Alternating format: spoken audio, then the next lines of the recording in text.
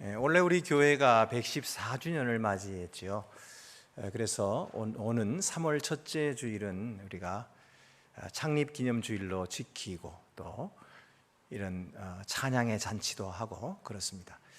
그 주를 향해서 우리가 4주 동안 우리 하나님의 자녀들이 어떤 사람들인가 하는 것을 성경 말씀을 통해서 함께 나누려고 합니다. 그래서 오늘은 하나님의 자녀들 그 첫 번째로 깨끗한 사람, 이런 제목으로 말씀을 나누게 되었습니다. 민수기 말씀인데요, 민수기는 영어로 넘버스죠. 근데 이게 백성의 수라는 거예요. 숫자.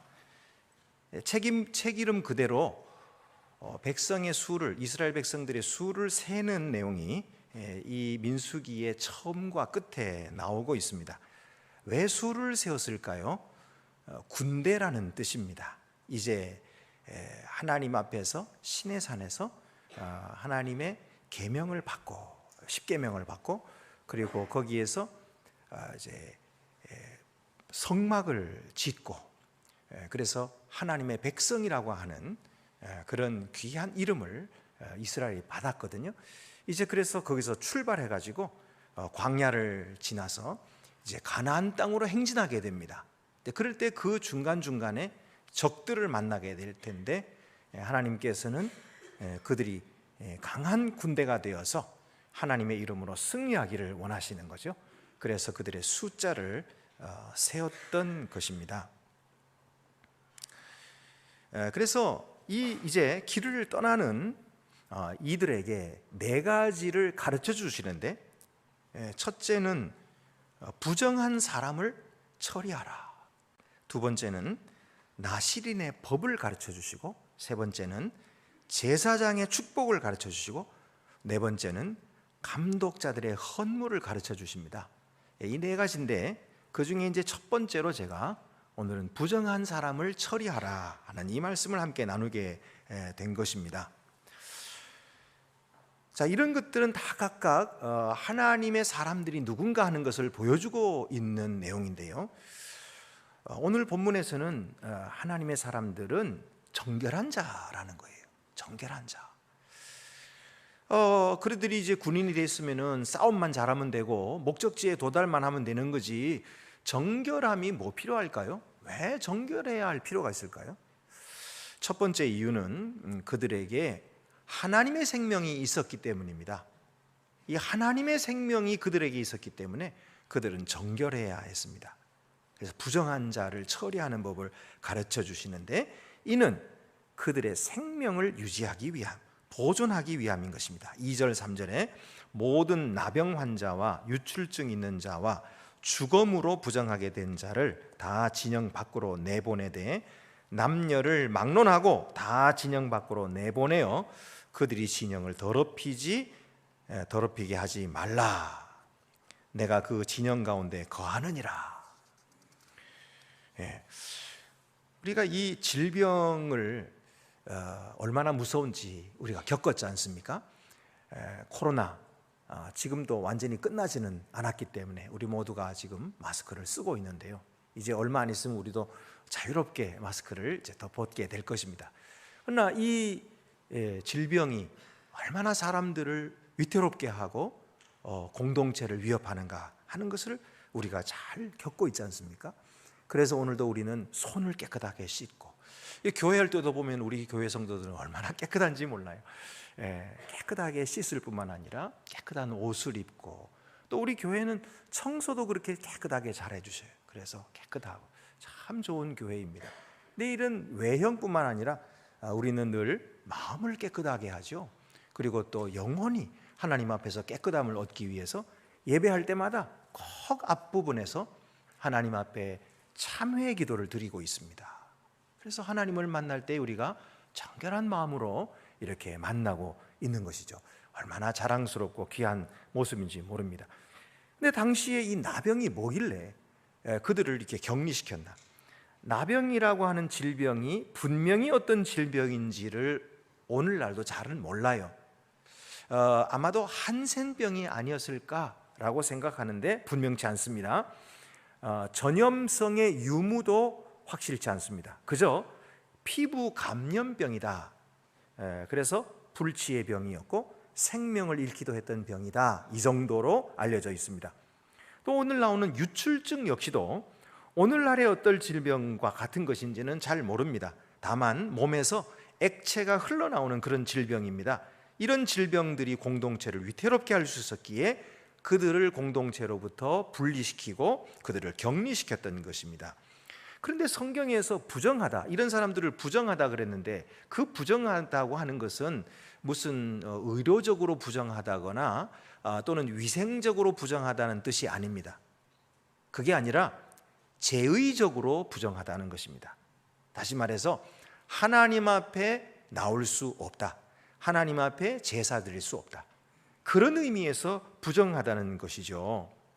고대 유대인들의 이 사상에 의하면 하나님은 빛이시고 생명이시고 또 그 생명의 근원이시며 생명을 주시는 분입니다.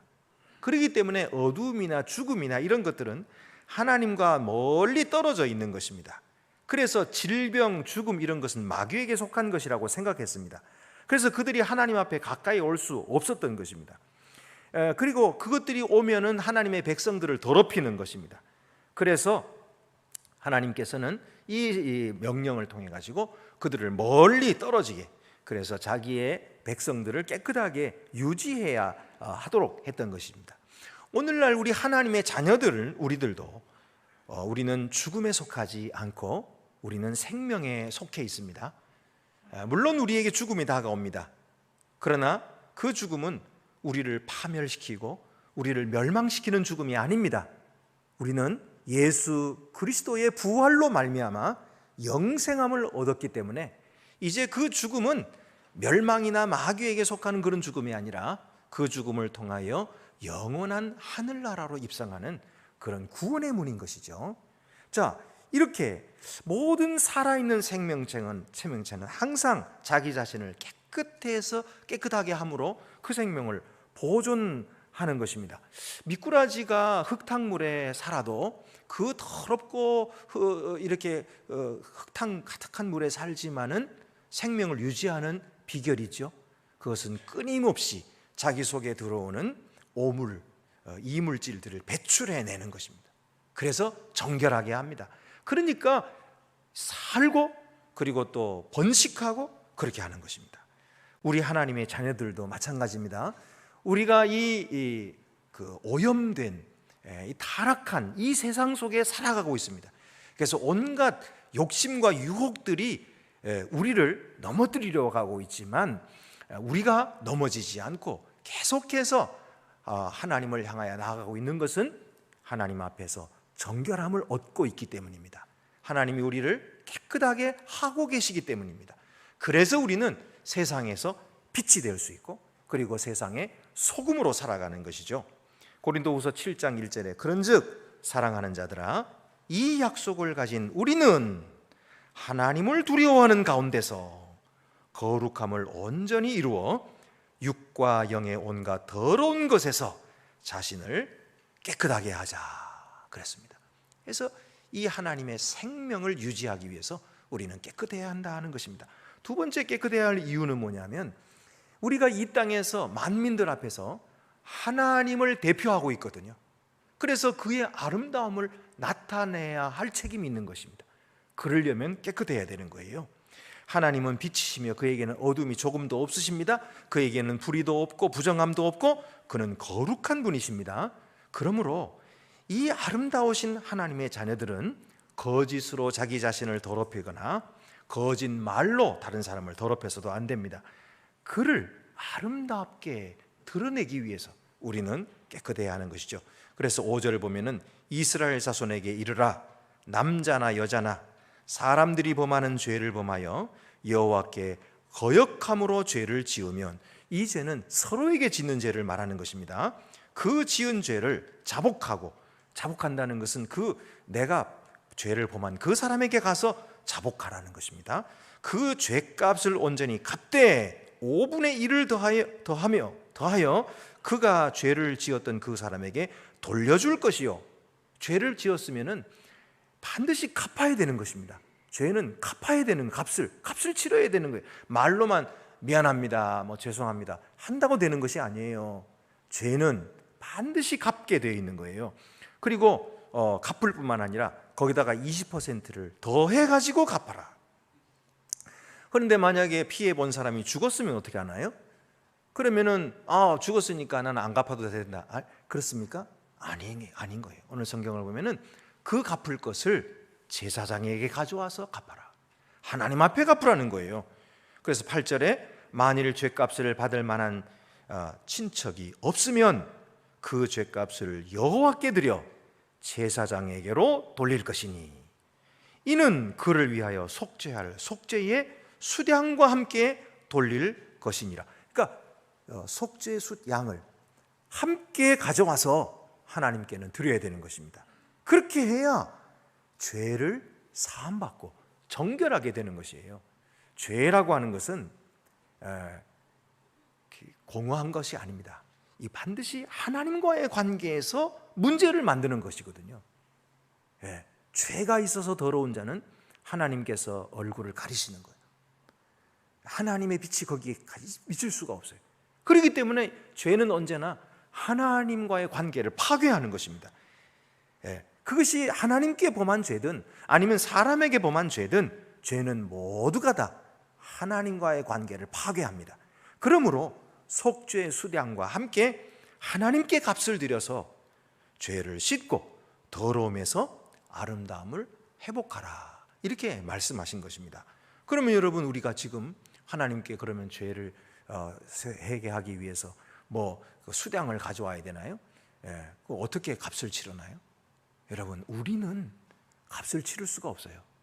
이미 예수 그리스도께서 우리를 위하여 자기 몸으로 값을 치르셨기 때문에, 그래서 그를 믿는 우리에게 정결함이 있고 죄사함 받은 그런 확실한 기쁨이 있는 것입니다.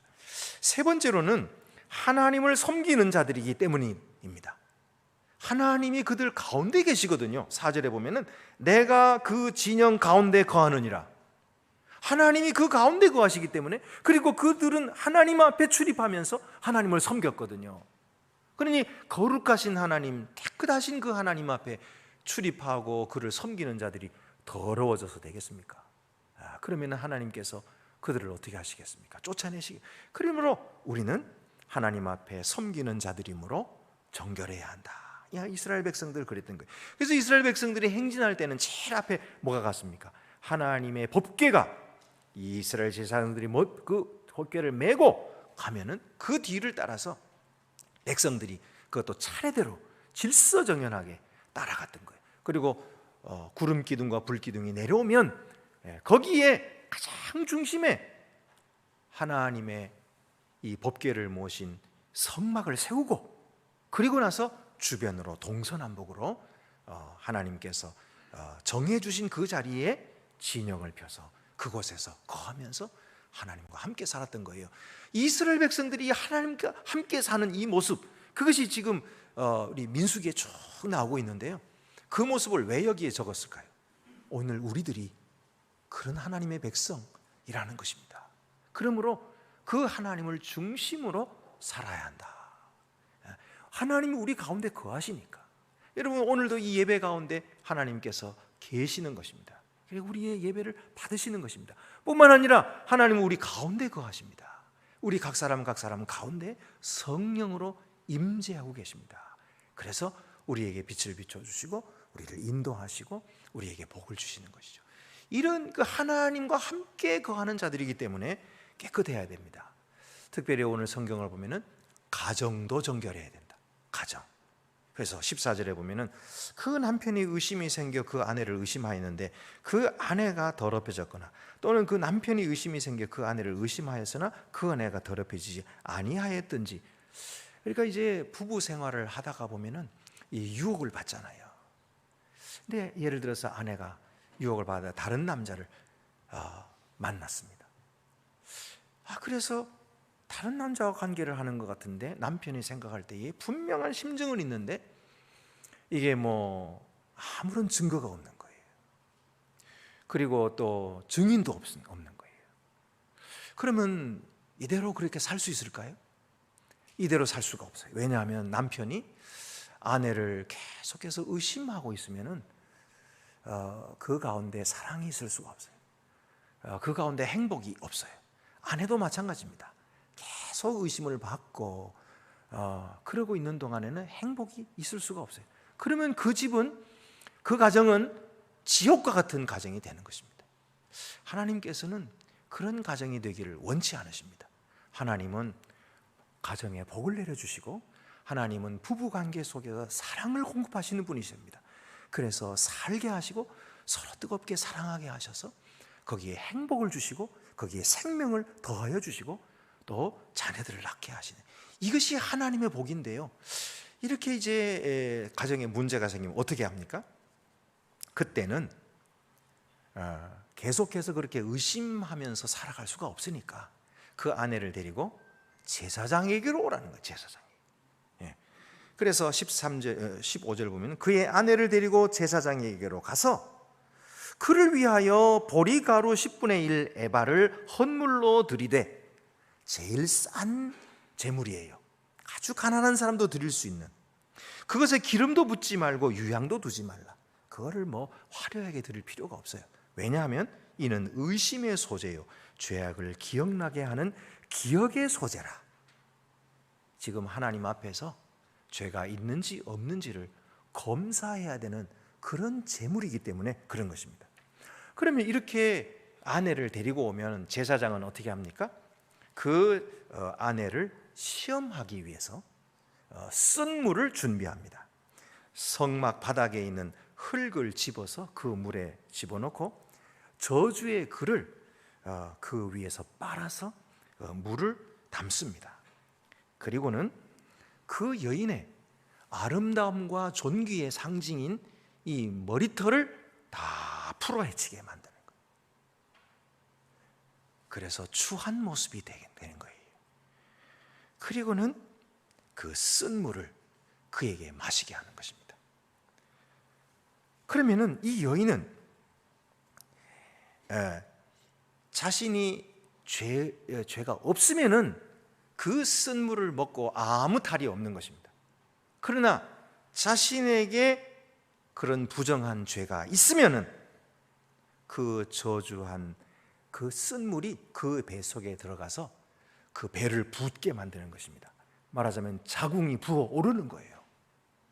그리고 넓적다리가 마르리라 하는 저주를 받는 것입니다. 그래서 그 저주한 말에 아멘 아멘 하고 맹세하게 만듭니다. 그리고 나서 그 쓴 물을 마시는 것입니다. 그러면은 이 여인에게 아무 죄가 없으면은 아무 해도 받지 않는데, 만약에 죄가 있으면 이렇게 되는 것입니다.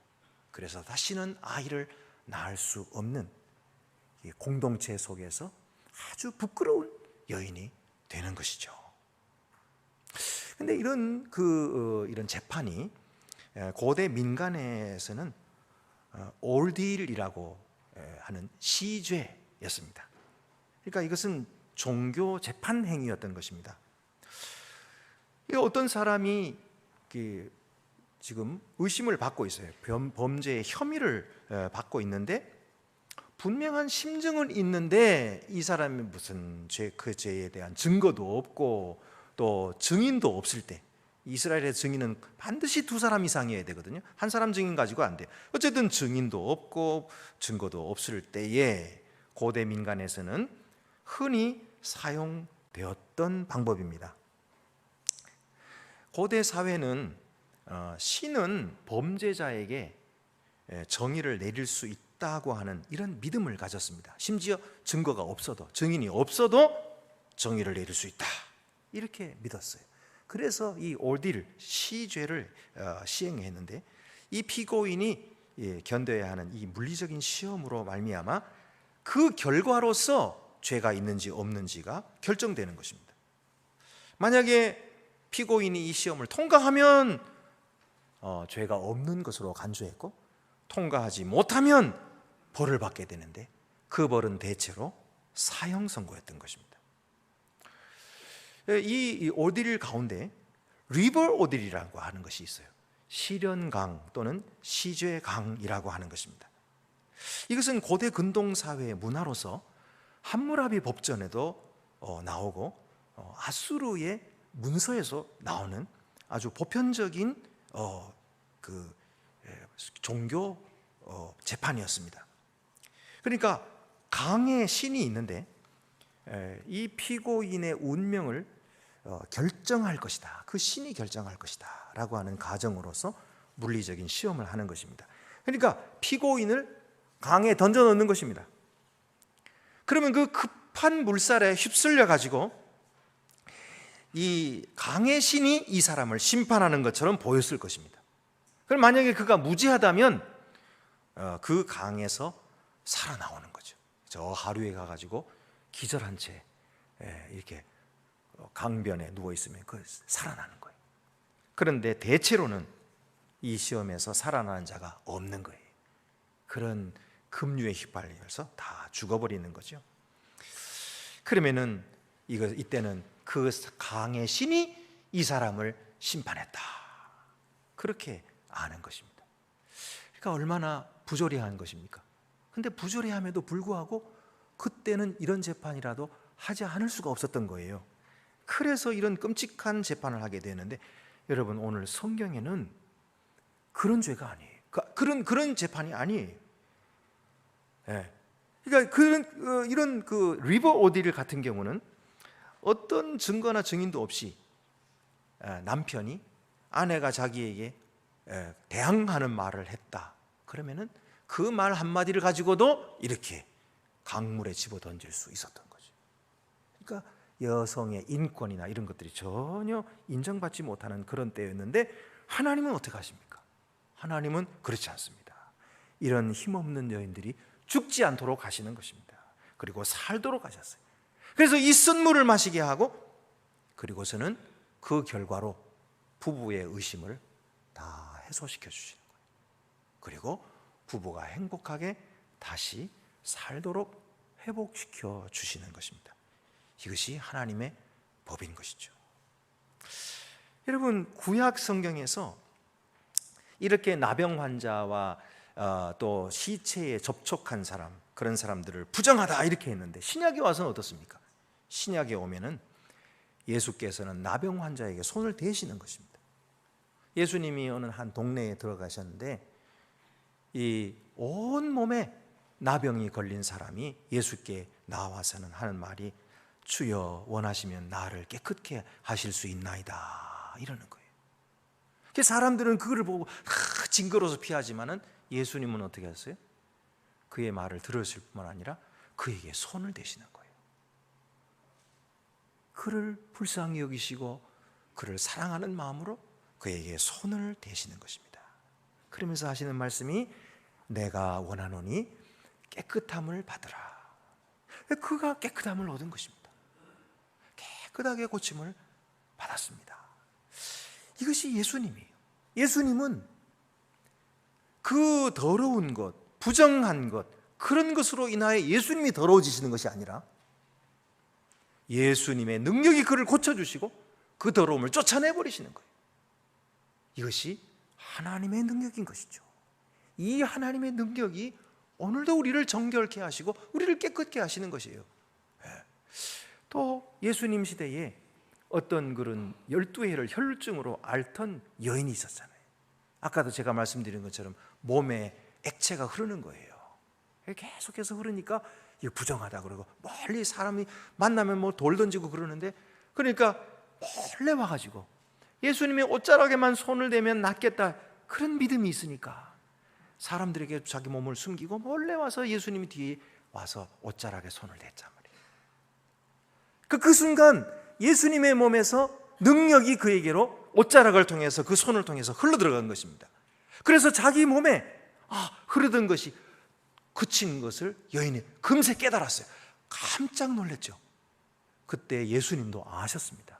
그리고 뒤를 돌아보시면서 누가 내 옷에 손을 댔느냐. 그 여인이 피할 수가 없잖아요. 무릎을 꿇고, 주여 제가 그렇게 했습니다, 잘못했습니다. 그랬더니 예수님께서, 여인아 두려워하지 말라, 내 믿음이 너를 구원하였으니 평안히 너의 그리고 내 병에서 놓여 건강할지어다. 그리고 축복해 주시는 거예요. 이 말씀을 듣고 그 여인이 자유함을 얻고 건강함을 회복하게 된 것입니다. 여러분, 이 부정한 여인의 손을 통해 가지고 예수님을 더럽힌 것이 아니라 예수님의 능력이 그에게로 흘러들어가서 그를 깨끗하게 고치신 것입니다. 여러분, 오늘 우리가 믿는 예수님은, 우리가 믿는 하나님은 이 세상의 부정한 것을 정결케 하시는 하나님이신 줄로 믿으시기 바랍니다. 그리고 이 능력을 우리들에게 주시는 것이에요. 그래서 우리로 하여금 세상에 나가라 말씀하십니다. 여러분, 우리가 세상에 나가가지고 귀신 들린 사람 만나가지고 우리가 해를 받을 것 같아요? 아닙니다. 오히려 우리는 그들에게 생명을 전파하고 그들을 구원할 자들인 거예요. 그래서 우리가 믿음으로 담대히 나가야 하는 것입니다. 그런데 여러분, 많은 그리스도인들이 주님께로 나오면 고침을 받고 깨끗함을 얻는다 하는 사실을 잘 알고 있습니다. 그렇지만 씻김받지 못합니다. 왜 그럴까요? 그것은 그들이 주님을 몰라서도 아니에요. 또는 주님께 나아갈 줄을 몰라서도 아닙니다. 다만 그들이 모르는 것이 있는데, 그것은 자기가 병자라는 사실을 모르는 거죠. 그래서 고침받지 못합니다. 다른 사람이 잘난 척하면은 저거 배운 것도 없으면서 잘난 척한다고 비웃습니다. 그러면서 자기가 그러고 있다는 사실은 모르는 거죠. 다른 사람이 때와 장소를 구분하지 못하고 자기 자랑만 한다고 멸시하고 있습니다. 그런데 자기 자신이 그러고 있는 줄은 모릅니다. 다른 사람이 탐욕 부리고 싸우는 것을 보고 저질스럽다고 혀를 내두릅니다. 그런데 정작 자신이 탐욕에 이끌려서 생각하고 있고 욕심으로 말한다고는 꿈에도 생각하지 못하고 있는 것입니다. 그래서 진정으로 주님을 찾지 않는 것입니다. 나는 성경에 나오는 나병 자가 아니라는 거예요. 나는 혈루증 앓는 여인이 아니라는 거예요. 저 징그러운 환자들 참 불쌍해. 그에게는 예수님이 필요해. 하지만 나는 나병 환자 아니야. 나는 그런 죄가 없잖아. 그러니 주님 앞에 두 손 들고 나오지 않고 멋지게 나오는 거예요. 멋지게. 책망받을 각오로 나오는 것이 아니라 은혜 받을 각오로 나오는 것입니다. 그러니 은혜가 없고, 그러니 감동이 없는 것이죠. 감사가 없고 늘 불평만 있는 것입니다. 받은 것이 없으니 영광 드릴 것도 없고 영광은 내가 받는 것입니다. 그러나 여러분, 우리 진실한 그리스도인은 그렇게 하지 않습니다. 나 자신이 하나님 앞에 병든 자임을 인정하고 겸손히 무릎을 꿇는 것입니다.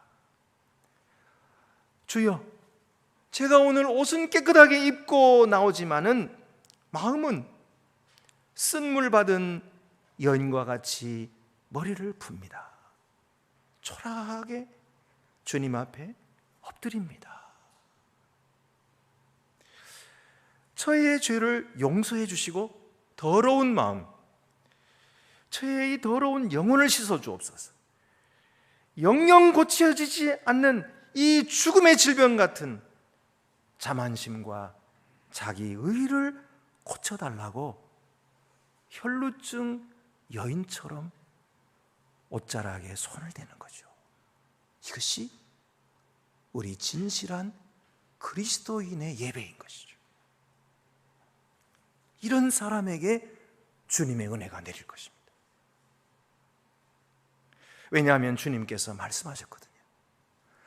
마음이 가난한 자는 복이 있나니 그들이 천국을 얻을 것입니다. 의에 줄이고 목마른 자는 복이 있나니 애통하는 자는 복이 있나니 그들이 위로함을 얻을 것입니다.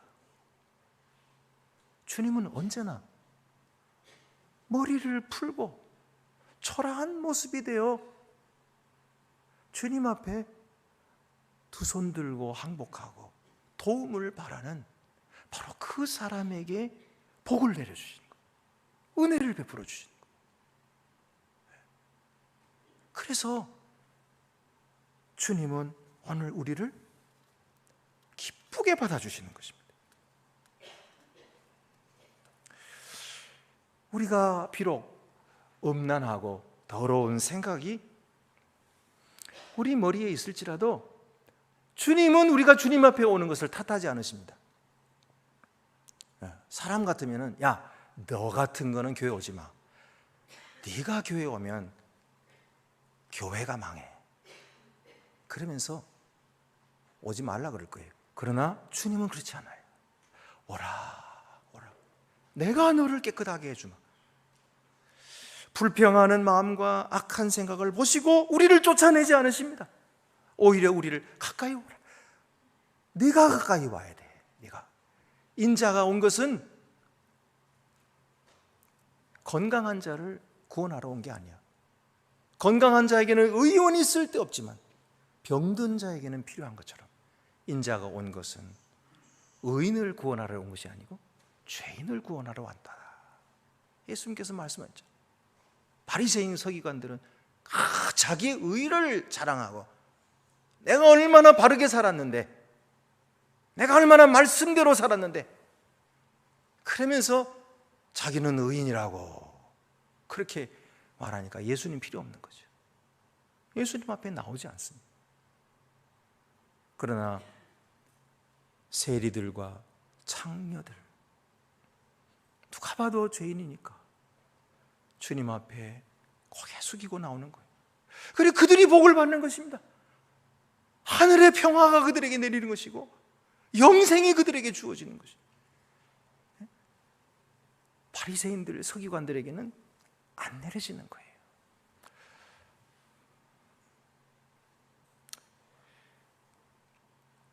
여러분, 왜 예수님께서 우리와 같은 죄인들을 가까이 오라고 부르시는지 아십니까? 왜냐하면 그가 이미 십자가 위에서 그 거룩한 손을 내밀어서 우리의 마음을 만져주셨고 우리의 생각을 정하게 해주셨고 우리의 악함을 가져가셨기 때문이에요. 그리고는 우리에게는 평화를 주셨고 우리에게는 자유를 주신 것입니다. 십자가 위에서 우리에게서 가져가신 그 질병을 주님은 당하시고 우리에게 가져가신 그 고통, 우리에게서 가져가신 그 수치, 우리에게서 가져가신 그 버림받음, 그 다 당하시고 죽으셨어요. 그리고 주님이 가지고 계셨던 그 생명을 우리에게 주시고 주님이 가지고 계셨던 그 평화를 우리에게 주시고 영원한 기쁨을 우리에게 주시고 영생을 우리에게 주신 것이에요. 그래서 오늘 우리는 더러운 자로 주님 앞에 나왔지만은 주님께서 깨끗하게 하심을 깨닫고 기뻐하고 흐르던 것이 멈췄구나. 지금까지 나를 그렇게 괴롭혔던 것이 오늘 벗어졌구나. 감격하고 기뻐하며 믿음으로 일어서서 주님을 찬양하는 자가 되는 것입니다. 그래서 로마서 5장 8절 9절에 우리가 아직 죄인 되었을 때에 그리스도께서 우리를 위하여 죽으심으로 하나님께서 우리에 대한 자기의 사랑을 확증하셨느니라. 그러면 이제 우리가 그의 피로 말미암아 의롭다 하심을 받았으니 더욱 그로 말미암아 진노하심에서 구원을 받을 것이니. 여러분이 예수 그리스도 안에서 정결한 자가 되었음을 믿으시기 바랍니다. 그리고 여러분이 깨끗한 자가 된 것은 여러분 자신이 잘해서가 된 것이 아니라 오직 예수의 공로 때문인 것을 깨달으시기를 바랍니다. 그에게 감사하십시오. 그에게 영광을 돌리십시오. 그 은혜를 날마다 누리십시오. 주님은 사랑이 무한하시고 자비가 무궁하신 분이시라고 믿음으로 찬양하고 날마다 고백하십시오. 그리고 그 은혜를 받았으니 여러분도 은혜에 응답하십시오. 은혜 받은 자답게 여러분의 몸을 주께 드리십시오. 여러분의 기쁨이 더욱 크게 될 것입니다. 평강이 넘쳐나게 되실 것입니다. 이 귀한 축복이, 이 귀한 정결함의 은혜가 우리 모든 성도들 위해 늘 함께 하시기를 바랍니다. 기도드리시겠습니다. 은혜로우신 아버지 하나님, 하나님 앞에 나올 수 없었던 부끄러운 죄인들이었습니다. 어찌 이 더럽고 추한 것을 주님 앞에 보여드릴 수 있겠습니까? 그러나 주님이 먼저 우리를 불러주셨고 내게로 나오라 하셨기에 저희들이 부끄러움을 무릅쓰고 주님 앞에 나왔더니 주님께서 우리의 부끄러운 것을 다 가져가시고 주님께서 우리의 더러운 것을 다 가져가셔서 십자가 위에서 죽으시고 주님의 깨끗하심과 죽음의 주님의 거룩하심과 주님의 생명을 우리들에게 주셔서 이렇게 행복하게 살게 하심을 감사하옵나이다. 주여, 우리가 그 은혜를 받았으니 그 은혜에 응답하게 하시고 오늘도 주님을 찬송하며 주님의 이 거룩한 은혜를 전파하며 하나님께 영광 돌리는 그런 귀한 우리 모든 성도들이 되도록 복내려 주시옵소서. 우리 주 예수 그리스도의 이름으로 기도드립니다. 아멘.